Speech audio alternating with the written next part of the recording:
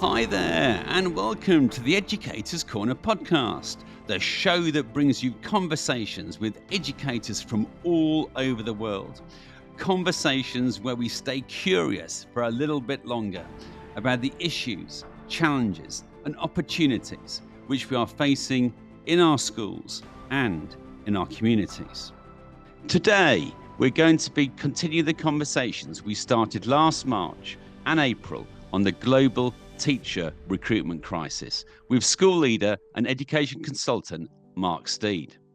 We're going to be exploring the following question: is going remote the key to solving the teacher shortage? In the UK and across the international sector, schools continue to face teacher recruitment challenges. Once again, in England, it is significantly behind its teacher training targets for the 2024-25 academic year. Only 69% of the target has been met, leaving a shortfall of over 10,000 trainees. And on current trends, nearly a third of those trainees will have left the profession in 5 years' time. What about the international sector?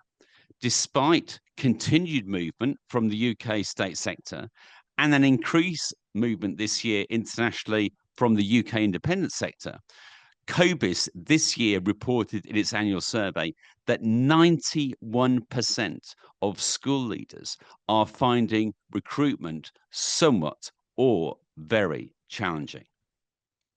So, to discuss this issue, it's my pleasure to welcome back Mark Steed to the show. Welcome back, Mark. How are you doing? Hi, it's great to be here, Kai.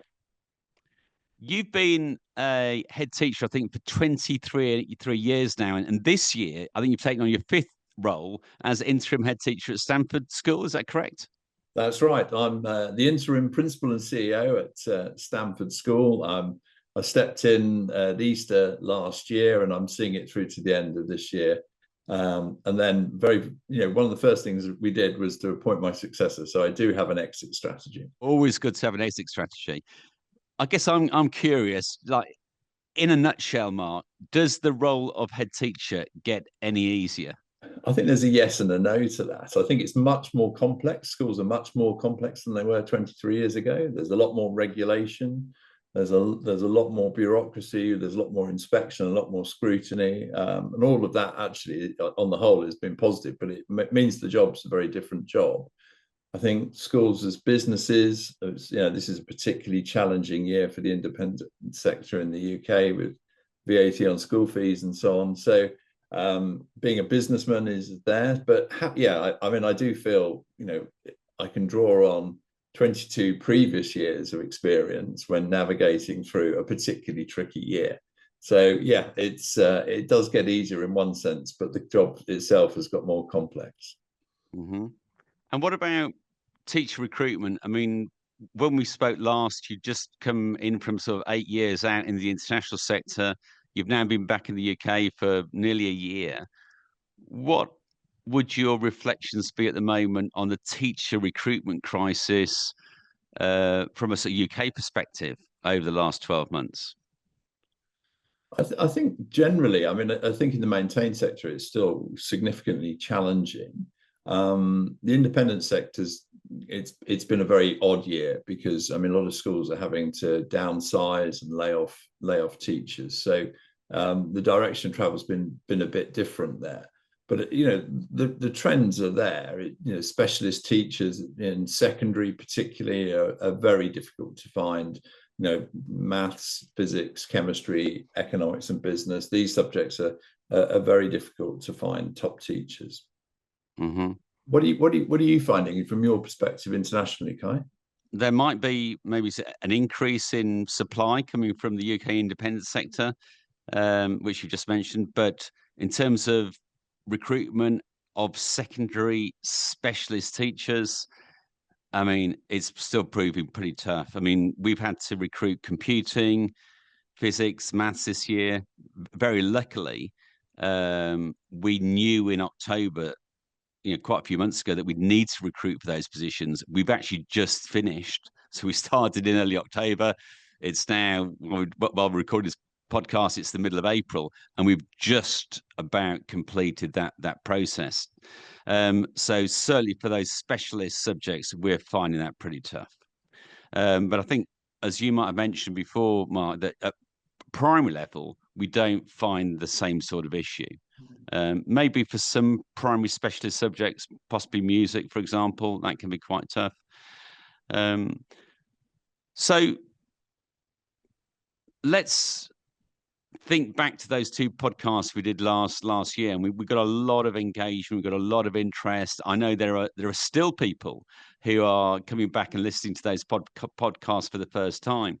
And we did a bit of an exploration in the first podcast about why we think we are in the midst of this global recruitment crisis. So, Mark, maybe you could just give us a quick reminder, an update of your perspective on why you think we're actually in this crisis. Why is it that schools are finding it so hard in many parts of the world to recruit, particularly secondary school specialist teachers?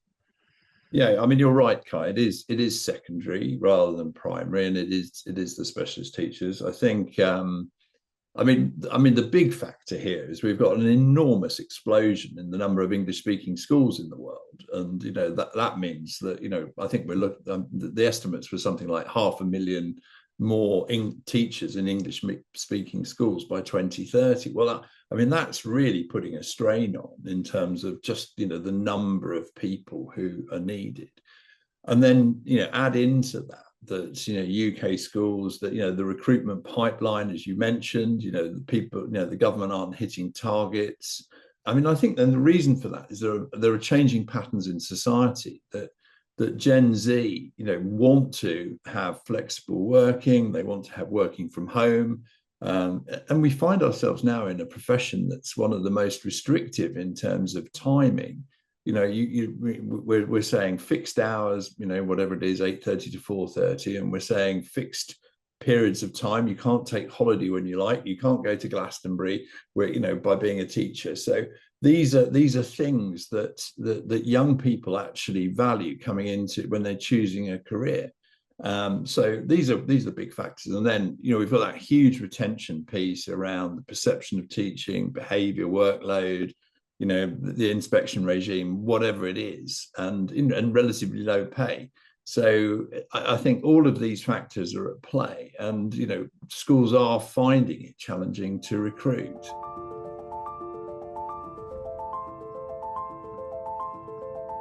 I'm very interested in then thinking about this idea of remote teaching or online teaching as a potential solution, or at least partial solution to this crisis. Because I think once you start to explore remote teaching, you run into some of these issues you just listed. Let's say the flexible working, that becomes less of an issue. And so I think, as we discussed again in the last couple of podcasts, so I'll just touch on that briefly. I mean, we've had 6 years here in Oman of working with a blended learning program at our park school in Salalah, where we've had a very, very small number of students studying GCSE and A-level, less than 10. And how do you create a 10-subject GCSE program for less than 10 students that's affordable to parents?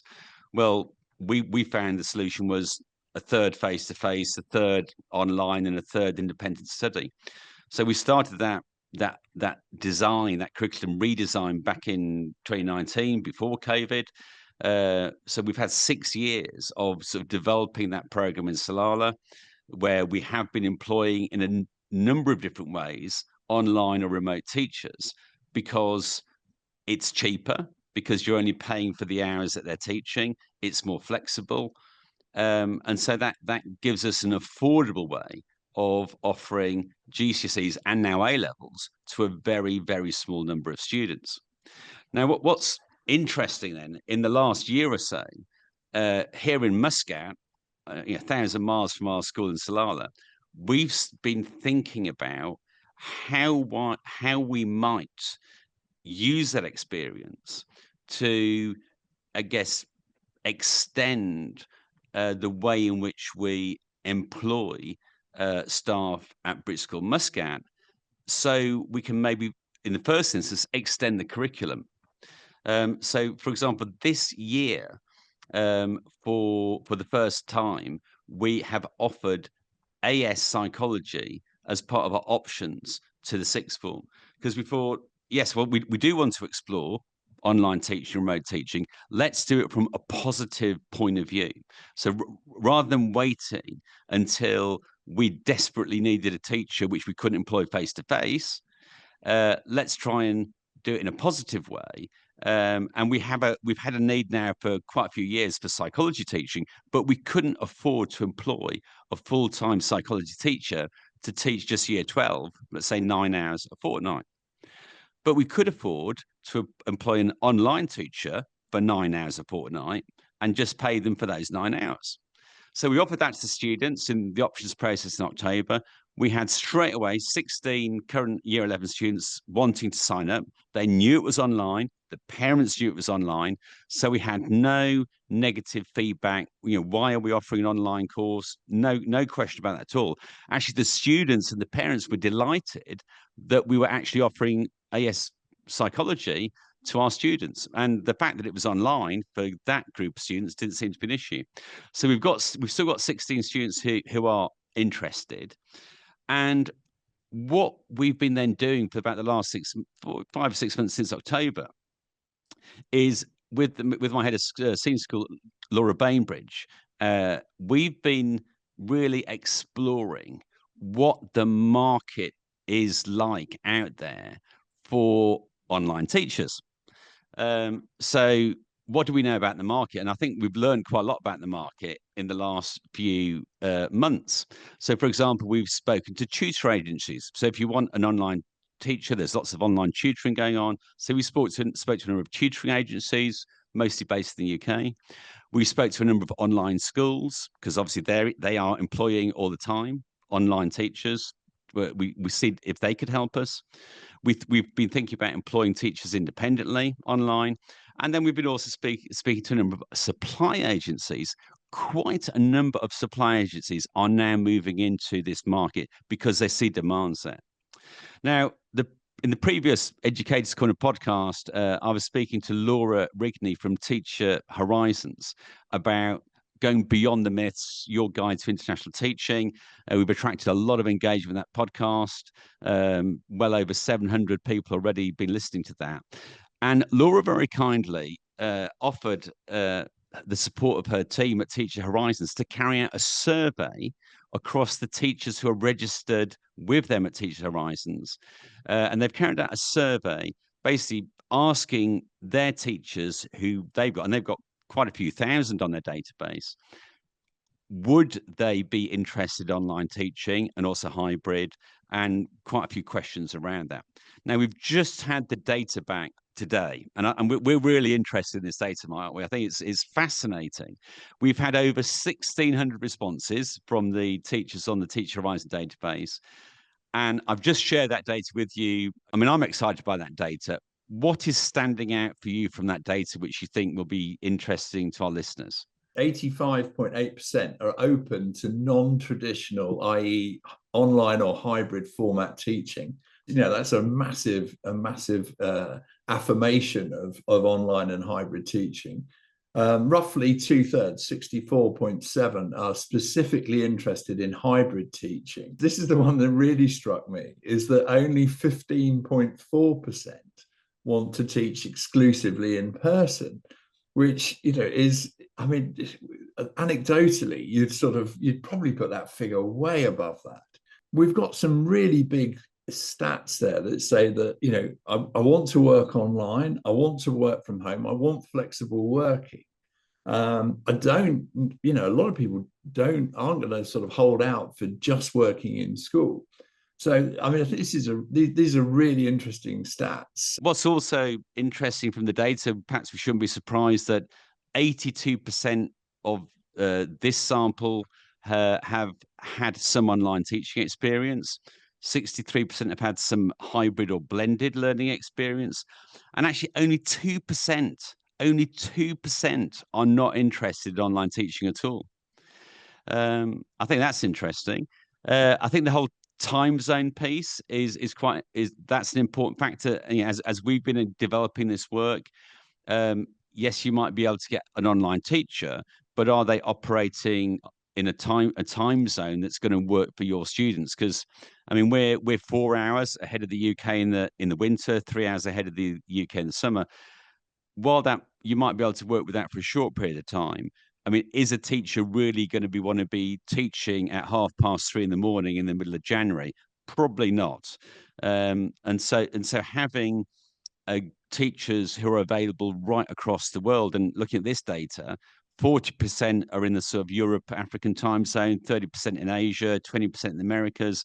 Yeah, there's a good spread of teachers who are available to teach online in time zones right across the world, and that is an important practical consideration. The other thing that came out and struck me was around training and professional development, and that people want, and 43% want training in both the pedagogy and the platforms of working in terms of remote teaching, and 36 want training in one or other of them. So, and only 3% again are not interested. So I think people, increasingly we're going to see, and the sort of skills of teaching hybrid developing. We're going to develop better pedagogies. I mean, let's face it, we all got thrown into it in the middle of COVID, and we were making up as we were going along, in a very sort of extreme situation.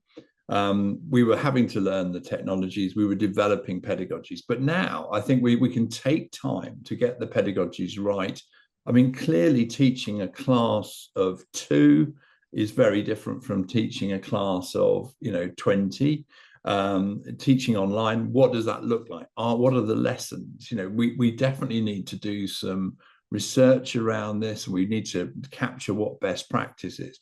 And this is good. This isn't going to be formal research. People aren't going to get out there and do this formally. This is going to be the educational community sharing best practice with each other through platforms like LinkedIn and saying that this really works, or sharing it at conferences and saying this is a really good pedagogy for teaching a class of 20 or teaching a class of 5. So I think this area of training and pedagogy is that there's great growth there, and I hope people will step in and start doing some sort of action research projects on it, and then also sharing what really works at conferences and through articles. Got a question for you, Kai, because I mean, obviously you've been doing some of this stuff with Solala and so on. So what lessons have you learned along the way? I mean, you're at the forefront of this sort of remote teaching hybrid model. So what have you learned? I think the first thing we've learned is that remote teaching, despite what we've just said from that data, but remote teaching is not for every teacher. And if we want really good quality remote teaching or online teaching, then we need to be working with colleagues who really want to work in that way. So they've got to want to do it. And I think that's an important consideration, number one. Number two is what does the classroom look like, assuming it's a classroom, where the students are being taught by the remote teacher. And when we first sold this model or discussed this model with our parents in Solala 6 years ago, I think they were worried for a moment that this might mean that students studying from home. And they were absolutely adamant that whatever we did, the students would be in school. So when we're talking about remote teaching, we're expecting, I'm assuming the students are in school and they're in a classroom. Okay, so they're in school, they're in a classroom. What does the technology setup look like? Because you might think, well, if you've got a big screen, well, the teacher just needs to beam into that. The remote teacher just needs to beam into the screen, and you could have 5, 10, 15, 20 students in the classroom. That's probably not the best technical setup we've learned so far.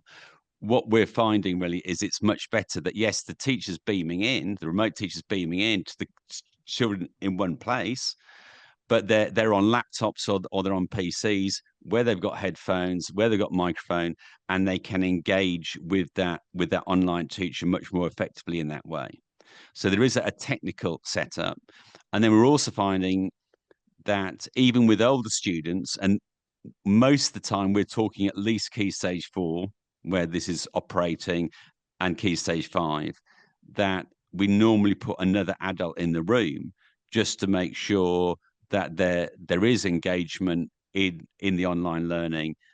So I think think about your personnel. So you're not just employing an online teacher and letting them get on with it.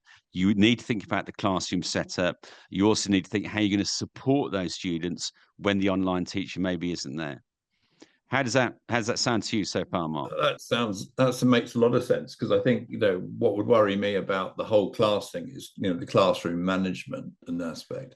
I think there are challenges around getting students engaged in both contexts, whether it's in a class or whether it's in a sort of plugged in individually. So I mean, just talk me through. Do you do different things at different key stages? So. And how does class size, impact at each key stage? So, obviously, key stage 3 students are going to be less mature. They're going to be less technically proficient, possibly less motivated, more easily distracted than perhaps somebody who's more focused in the sixth form studying for A level or IB. So, what lessons have you found around the 3 key stages? Well, I'm talking key stage 3, key stage 4, and key stage 5 here. Well, in Salala, we've only really been working with this online model in Key Stage 4 and Key Stage 5.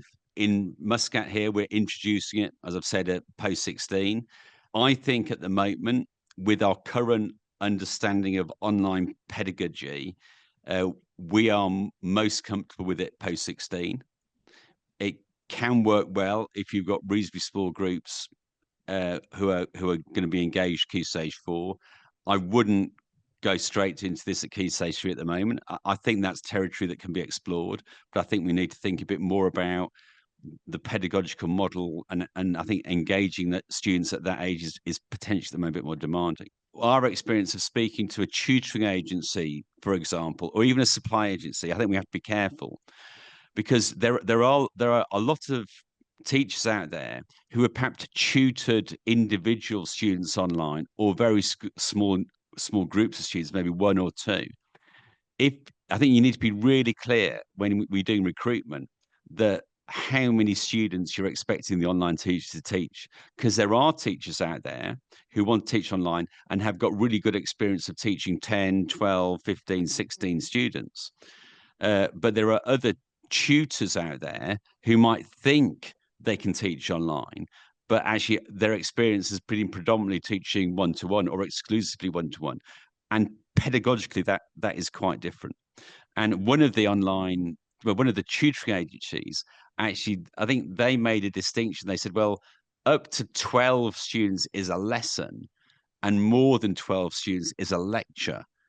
And I thought that was quite interesting about how they were viewing online pedagogy. I wouldn't want any of our 16 students to be turning up to a lecture every time they were engaging online. But I think we have to be very careful about the assumptions we're making about what actually online pedagogy looks like, what it is, what it isn't. And it's interesting is what we ended up doing for psychology is we actually recruited somebody independently, and one of the really impressive aspects we liked about that interview was how this teacher was. She's a teacher who's sort of had enough of teaching full time, bricks and mortar, wants to do a bit of teaching, not going to a little bit of retirement, but do a bit of teaching. But the way she was able to talk about how she was going to vary the pedagogical approach to engage the students and the techniques that she would have, that was really interesting. And what she was really keen to do, which is also our view, is ideally in a remote teaching relationship, there is a period of time where the remote teacher actually meets the students face to face ideally at the start of the year. Maybe they come to Muscat for a week or a couple of weeks. They meet the students, they do some relationships, some team building, they get to know them. And I think we've all known from our online experiences, it's a lot easier to communicate online if you've actually met the people or the person face to face before you start working online. So that for us is also an important part of the model, is that we create at least 2 or 3 opportunities throughout the school year where the online teacher actually does work and meets with the students face to face in our school. I really like that, and I mean, I'm interested. Did you, when you did the job interview, did you get her teaching online? Because I mean, you could presumably, if you're interview, trying to appoint a remote teacher, then actually you could give them, rather like you would with an in-person one. Say, right, well, here's a lesson, let's see it. We didn't do that, but actually, that's a very good and obvious point. And so going forward, I think if recruiting staff independently or through any medium, then yeah, why shouldn't we expect them to teach online? Absolutely, yeah. Well, I Very mean, good point. I think we're increasingly recognizing it's a different skill set. It requires a different pedagogy. And I know there are people who make judgments about, that in person is significantly better than remote teaching or some sort of hybrid model of a school. But in practice, we're going to move towards these models. I mean, I was minded listening to you when you were describing what you're doing at Salala and stuff. There's a pilot running in Essex at the moment. Essex County Council are running a pilot, which I think is around physics teaching, or where a teacher is in a pod, and they've got the students on 90 screens, and they're actually teaching 3 classes at the same time, going back to your lecture model of more than 12. So I mean, if you've got this valuable resource of a physics teacher, then you have to make the most of them. Then obviously the students were in 3 different classrooms with a teaching assistant in there. Now, the fact there were 30 screens for each classroom would indicate they were probably using your model of each child having their own screen rather than the whole class. That in itself is a very interesting model. I think we're going to see a lot more of this going forward, because especially where we've got shortages in specialist teaching. And when people get into these debates, they sort of say, "Oh, well, in person is so much better." But what's better, an in-person biology teacher teaching GCSE physics, or a remote physics graduate, qualified physics teacher teaching physics? We haven't got enough in-class physics teachers. Absolute fact. Half of physics lessons in the UK are taught by non-specialists. So that then means that you do better having a remote teacher. Obviously, we'd love to have enough teachers. We don't. The reality is we're going to need these new models.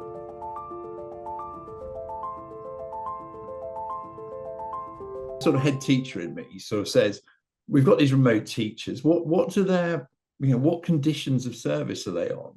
What do contracts look like?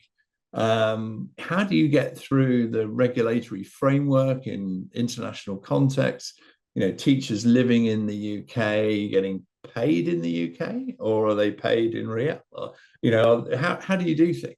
One of the conversations we had with one of the supply agencies or tutoring agencies, I was curious that they actually didn't want to offer a contract. They just wanted, I don't know, an agreement, or it wasn't a contract. And they were trying to justify that, or say that works for you. If you're not happy with the teacher, you're not, stuck with them for the rest of the year, and the teacher. But my concern was, let's say, take the A-level psychology model. If we employ a teacher, and then we think we've got a teacher for a year, and obviously what a contract does, back to basics, it protects the employee. They've got a contract of employment, but also it protects the employer that we've signed somebody up and they're going to be with us for 12 months. And so I think it is important that once you've secured the teacher that you want to teach online for your school, whether it's through a supply agency, independently, through an agency, whatever, I would be reluctant to embark on a relationship where there isn't a contract. Because what happens if after 4 weeks, two months, whatever, that online teacher decides they're going off to South America or whatever, and they're just going to leave you in the lurch? With our experience in Slala, we've been employing remote teachers now for quite a few years. So we've got a sort of standard agreement which does set out roles and responsibilities. And I think it does, yeah, forgive me for saying the obvious, but it's not just about, are they going to be teaching 4 or 5 lessons a week online? What we also need to be thinking about is, what are the other responsibilities we expect them to do? So what are the expectations on marking, on report writing, on attending parents' evenings? And when you're coming to set the fee, does the fee include that, or is there a fee for the teaching the lessons, and is there an additional fee for these other elements?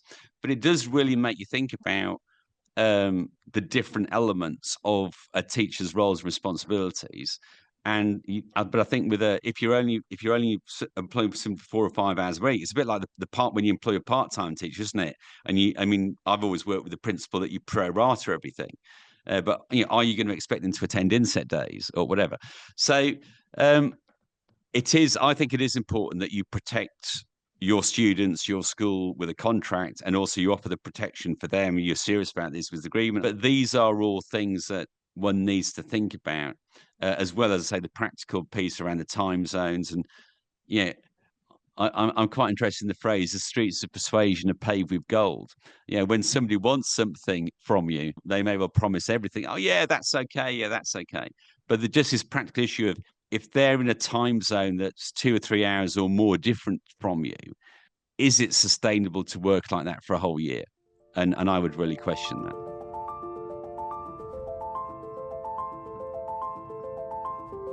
Had that when we were doing remote teaching, when I was running the school in Hong Kong. There were times when people had to go back to the UK, and we were working, and they were working on a 10-hour time difference at certain parts of the year, and it was really challenging. So generally, I mean, we were obviously, it was a unique situation. I allowed people at Kellett to work, but remotely, but within region. So we worked on the basis of plus or minus a couple of hours, which actually gives you quite a bit of scope around that part of the world. But we did find that just the quality, or the ability to engage in the wider aspects of school life, just don't work when you're trying to do them at 3 o'clock in the morning. No. So I think plus or minus 2 hour time difference, I think, can work really well. It's much more challenging beyond that. Yeah, and I think you just reminded me there. I mean, I think we had quite a lot of debate amongst us as school leaders, and you were at the forefront of this debate back in sort of January, February, March, 5 years ago, 2020, about safeguarding. Once you start moving to an online environment for pedagogy, what does safeguarding look like? And there was quite a lot of discussion. And there were stories, weren't there, about Zoom bombing and people coming into Zoom lessons from all over the world, and should you record lessons? And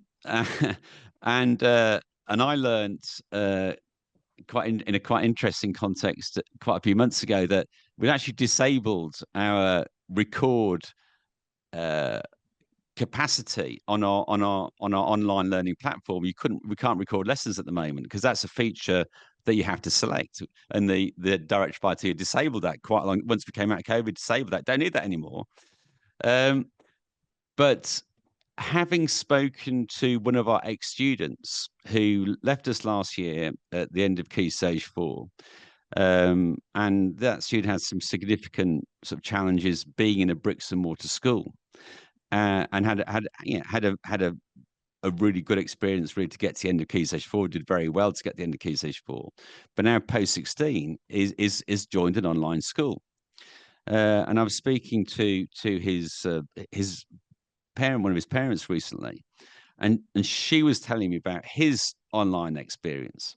And one of the things he was enjoying about being in an online school was the fact that the lessons were recorded, and he could go back as many times as he wanted and watch this lesson again and again and again. And so if you're slow processing a particular concept, or you were struggling with a bit of the lesson, you could just keep going back and playing it again and again.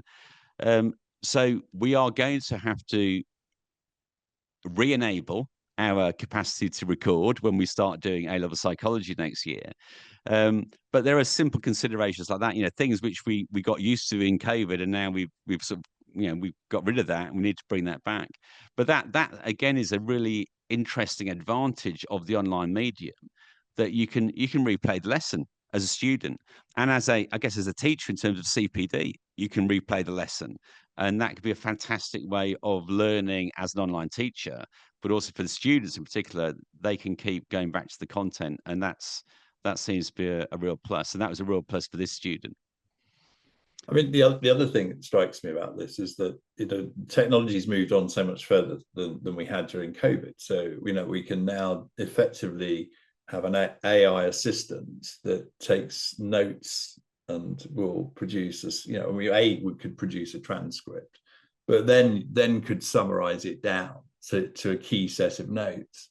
So I think the concept of note taking of lessons actually goes into a different place. So if you do miss lessons, or if you just want some point of reference, and if we've got something that summarizes a lesson, and then it would actually read it to you as well. So you wouldn't necessarily have to watch the whole lesson, but you could have a transcript sort of condensed down to a set of notes, which then plays back to you as an audio file. I mean, this is automated now. We can do this very fast. So all of these, I think, are developments that we're going to see in terms of how we do, particularly the sort of knowledge transmission aspect of teaching and learning. Is going remote the key to solving the teacher shortage? What do you think?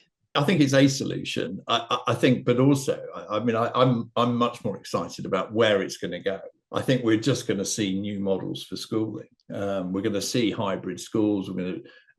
Inevitably, I think the teacher shortage combined with changing working patterns, combined with the cost of putting teachers in front of 20, 30 students is going to mean that we're going to end up with hybrid, and we're going to end up with new models where people go into school 2 or 3 days a week as a teacher, and 2 or 3 days a week as a student. And I think that will be very exciting. I think that will be, I really look forward to that. So I think for me, yes, going remote is a great solution. And as Clayton Christensen said, that disruption begins at the margins, and the teacher shortage being solved by remote teaching is marginal. We know we've got online schools that are dealing with people who are school refusers, again at the margins, but it will move to the mainstream, and I think that's for me the exciting part of this journey. Well, that's a interesting response there, Mark. And yes, I think it is at the margins, but in my conversations with the tutoring agencies, with the supply agencies, they are already seeing that while this might be at the margins, it's encroaching on the mainstream. Sure. And they're finding more and more teachers who want to work in this way, and they're finding more and more schools who are contacting them saying, have you got an online teacher? And I guess the bit of learning that I'll reiterate once more, which I think is important, and I think we often say this as school leaders, context is important. And I think if you think this could be part of the solution, then would it not be more constructive and it would be sort of better to introduce remote teaching in a context where it's not a crisis? And so I'm really comfortable. I'm really happy that we've introduced A-level psychology online here at British School Muscat. We've had no pushback from parents or students so far. And if you think, because people might say, oh, online, it was terrible during COVID. Was that because of online, or was it because the kids were at home? The students have been very keen to engage with online psychology. We've had no pushback from parents. I think we might have a different reaction if we turned up in September and said, oh, we haven't got a maths teacher, but you've got a remote teacher.